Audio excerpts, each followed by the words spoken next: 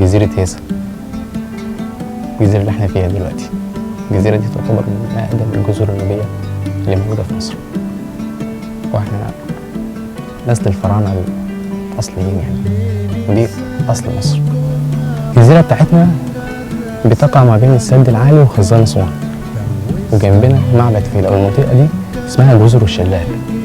جزر الشلال دي فيها جزيرة هيسا وجزيرة عواد وجزيرة بيجا وجزيرة إيجيليكا، والجزيرة اللي كان عليها المعبد في الأول واتنقلت وراحت جزيرة إيجيليكا حاليا.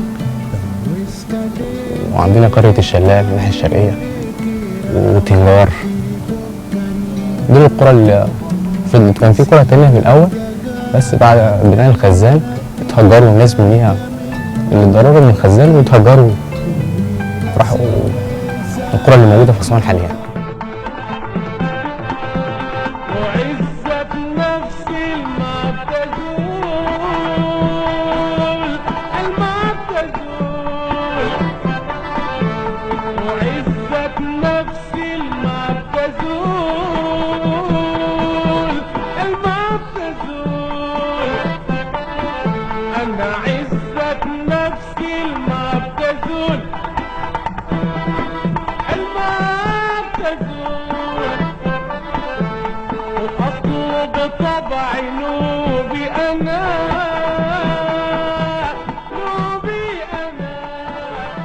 اسمي طارق عبد الله من جزيرة هيسا، واتولدت هنا واخدت احلى ايامي في الجزيرة. وبعد كده سافرت بره، قعدت 15 سنة ورجعت تاني للبلد لان انا بحبها خالص. وهنا طبعا ريلاكسيشن عندنا في هيسا بين تو دام، يعني بين خزان اسوان وبين السد العالي، وجزيرة صغيرة جدا. احنا في الأول كنا مثلا حوالي زي 4000 نسمة، وحاليا حوالي 400 نسمة، لأن طبعا لما الأطفال الصغيرين بيكبروا بيروحوا مدارس طبعا بيحولوا لأسوان، بيقعدوا في أسوان وكده. بس طبعا زي ما حضرتك شايف جزيرة بنحب نعيش فيها هنا، يعني على أساس إن هي طبيعية وريلاكسيشن لينا وللتورست برضه وللمصريين. يعني بيجوا هنا عشان اي حد مثلا بيعيش بره او في القاهره وكده زحمه خالص، بيجوا يقضوا اجازتهم على اساس ان هم زي فيلينج سوري، يعني بيقضوا الهوليداي بتاعهم هنا احسن يعني.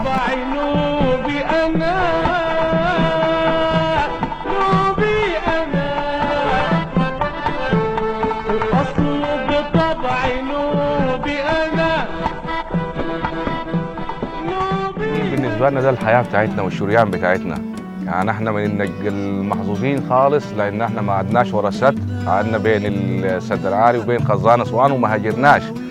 وده الشريان بتاعنا اللي ادانا حياتنا اللي احنا نتنفس بيها واللي نعيش بيها يعني. لان النوبيين ليهم الكالتشر بتاعهم، الثقافة بتاعتهم ماخدينها من ايام الفراعنة. وبعد كده لما في عيل صغير بيتولد بيعملوا وش هو التمني من النيل، يعني بيجيبوا بلح وبيجيبوا اللبن وبيحطوها في المية وبيعملوا الوش التمني بتاعت ان هو يعيش كويس وان هو يكون بريف، على اساس ان هو يكون يرجع للبلد تاني. ونيل رنا في ترورو، يعني بيقول النيل احنا عيالك، يعني انت ياما هتورينا، ونحن لو بعدنا عنيكي برضه هنرجع لك تاني لانك انت البريس بتاعنا او الاكسجين بتاعنا.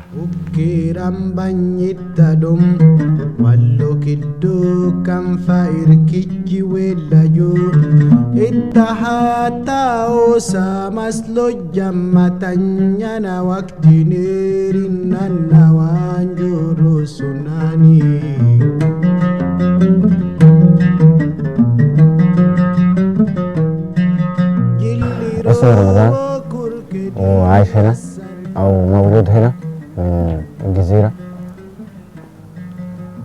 وقاعد هنا وحاسس ان انا بلف العالم وانا قاعد مكاني. فدي حاجة حلوة من عند ربنا يعني. الحمد لله. المكان طبعا النيل اللي بتصفي القلوب، كفاية إنها بتصفي القلوب قبل ما تشربها عشان تشبع.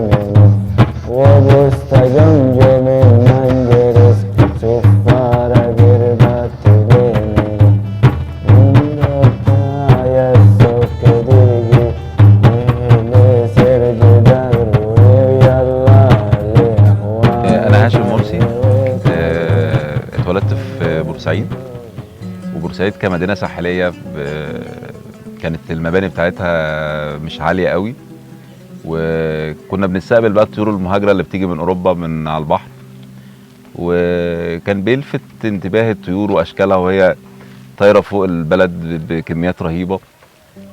فمن هنا بدأت أتعلق بالطيور وبحب الطيور.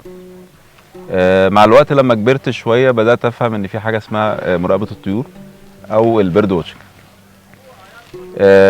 الموضوع اتطور شوية، فبدأت أشتغل مع وزارة البيئة في المشاريع اللي كانت بتتعمل لصون الطيور الحوامة والحفاظ على الطيور، لأن طبعا الطيور لها أهمية كبيرة في الحفاظ على البيئة، لأن طبعا احنا عارفين إن الطيور بتيجي بتاكل الآفات اللي بتهدد الزرع، و هي دايرة بيئية هي جزء منها. في حاجة مهمة جدا اسمها سياحة مراقبة الطيور، ودي بيجي لها ناس من كل العالم علشان خاطر يشوفوا طير معين او يتابعوا طير معين او يشوفوا حتى سلوك طير معين. انا كنت واحد من الناس دول، ولسه زي لغايه دلوقتي بدور على الطيور، وفي الوقت الحالي ببحث على طير المفروض ان هو كان موجود في مصر اسمه الايجيبشن بلوفر. المفروض ان الطير ده كان موجود قبل السد العالي وكده. في رحلتي في البحث ورا الطيور جيت أسوان، وأسوان هي من الوجهات المهمة جدا للطيور المهاجرة ما بين مصر وأفريقيا. والحقيقة إن أنا وقعت في حب خزان أسوان وفي حب النوبيين اللي واقعين في منطقة خزان أسوان، خصوصا سكان جزيرة هيثم. وكان شاغلني قوي قصة إن هم ناس فقدوا أراضيهم بعد البنى السد، وكان عاجبني جدا إن سكان جزيرة هيثم ما رفضوا ان هم يهاجروا وقرروا ان هم يقعدوا على نفس الارض بتاعتهم. فمن هنا جات لي فكره ان انا ابدا مشروع بيئي اساعد بيه المجتمع المحلي للنوبيين، وفي نفس الوقت ان احنا ننشر ثقافه السياحه البيئيه. فبدات ابني المكان ده على جزيره هيثم. كانت الفكره الرئيسيه بالنسبه لي ان انا ابنيه من الحجر ومن الطين بنفس الطريقه اللي بيبنيها النوبيين زمان، ودي حاجة من الحاجات اللي بتحافظ على درجة الحرارة جوه الغرف اللي مبنية بالشكل ده. درجة الحرارة جوه أقل 16 درجة من بره. بدأت حتى البيبان نفسها بتاعت الأوض أرجعها للنظام القديم اللي هو كان موجود عند القدماء المصريين، اللي هو الضبة والمفتاح. مع الوقت بدأ يجي لي أجانب كتير لمجرد إن هم يقعدوا في اوضه من الطين، او ان هم يجربوا حتى ازاي يفتحوا القفل دون او يعيشوا في الجو ده. اكتشفت ان الطين فعلا بيشد ناس كتيره جدا، عكس الالوان الكتير او الالوان المبهرجه. في ناس برضو بتحب المكان اللي هو بطبيعته اللي ربنا خلقها. احنا هنا جزء من الجبل بنفس الشكل بنفس كل حاجه تقريبا ما غيرناش في البيئه اللي حوالينا، وبنينا تقريبا المكان ب 80% من الخامات اللي موجوده في المكان حوالينا. جزء برضو من تجربتنا هنا كان ان احنا فكرنا ان احنا نمنع السنجل يوز بلاستيك او ازاز البلاستيك احاديه الاستعمال. مشكله البلاستيك طبعا مشكله كبيره، الناس بتعاني منها وهنعاني منها اكتر واكتر. في سنه 2050 وطبقا لتقارير الامم المتحده عدد الازايز وعدد البلاستيك اللي موجود في المحيطات والبحار هيبقى اكتر من عدد الكائنات البحريه اللي موجوده. والبلاستيك هو العدو الاول للسلحفه البحريه او الترسه زي ما بنسميها عندنا، لانها بتاكله على انه قنديل البحر وبالتالي بتموت. فعدد قناديل البحر بيكتر وبيكتر زي ما احنا بنشوفه في السواحل اليومين دول، وطبعا ده بيهدد الثروه السمكيه وبيهدد السياحه. فمن هنا جت فكره الازقله. قررنا ان احنا نعمل الازازه بتاعتنا الخاصه بينا اللي هي معموله من الطين.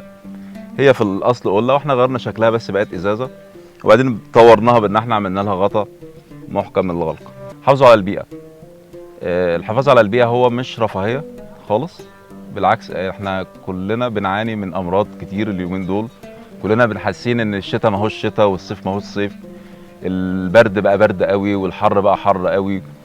فده بسبب ممارساتنا احنا للبشر. فكر كويس قوي قبل ما تشتري كيس بلاستيك وهترميه، لان كيس البلاستيك ده بيقعد في الطبيعه يمكن اكتر من 500 سنه. فكر كويس جدا قبل ما تشتري ازازه بلاستيك هتشرب فيها شويه ميه وترجع ترميها تاني. البيئه فعليا الحفاظ عليها مش رفاهيه، البيئه هو المكان اللي ابنك هيعيش فيه بعد كده، فحافظ عليه علشان خاطر ولادك وولاد ولادنا والاجيال اللي جايه.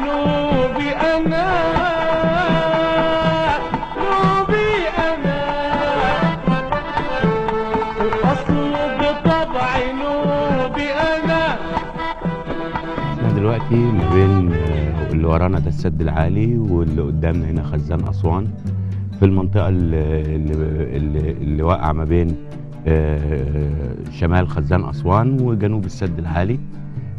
منسوب المية هنا تقريبا حوالي 105 متر فوق سطح البحر.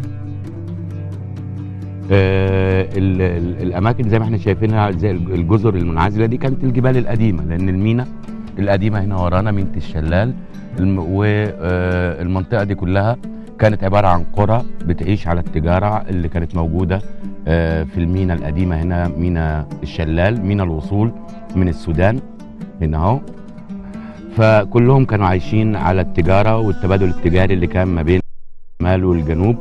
استقر بيهم الحال فوق قمم الجبال بعد بناء خزان أسوان سنة 1902. كانت النتائج بتاعته ان القرى دي غرقت، فابتدوا ياخدوا في اماكن مرتفعة. و1912 مع التعلية الاولى برضو بنوا بيوت في اماكن اكثر ارتفاعا، وبعد كده جت التعلية الثانية سنة 1934. فتقريبا زي ما احنا شايفين ساكنين فوق قمم الجبال عشان يجتنبوا الخطورة.